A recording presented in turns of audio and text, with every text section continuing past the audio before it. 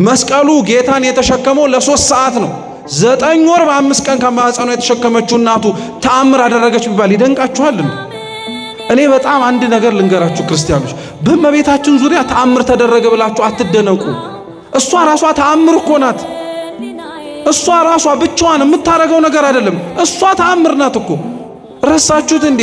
ትንቢተ ኢሳይያስ ምዕራፍ 7 ቁጥር 14 ላይ እኮ ድንግል በድንግልና ጸንሳ በድንግልና ትወልዳለች፣ ስሙንም አማኑኤል ትለዋለች። ትርጓሜውም እግዚአብሔር ከኛ ጋር ሆነ ብቻ እኮ አይልም። እነሆ እግዚአብሔር የዘመኑ ፍጻሜ በደረሰ ጊዜ ምልክት ይሰጣችኋል ነው ያለው። እስኪ ምልክት ይሰጣችኋል በሉ። ምልክት ማለት በግዕዝ እኮ ተአምር እኮ ነው። የዘመኑ ፍጻሜ በደረሰ ጊዜ ላይ ያየናት ተአምር እሷ እኮ ናት። ሌላ ነገር አትፈልጉ ክርስቲያኖች፣ እውነቴን ነው የምላችሁ። እሷ ራሷ ተአምር ናት። እሷ ልታደርገው ስለምትችለው ነገር ታስባላችሁ? እሷ ራሷ መኖሯ ተአምር ነው። መራመዷ እዚህ መሬት ላይ ድንቅ ነው። መወለዷ ለዚህች ዓለም በጣም የማይመጥን ነገር እኮ ነው። እንደው እግዚአብሔር ለኛ ድህነት አስቦ ካልሆነ በቀር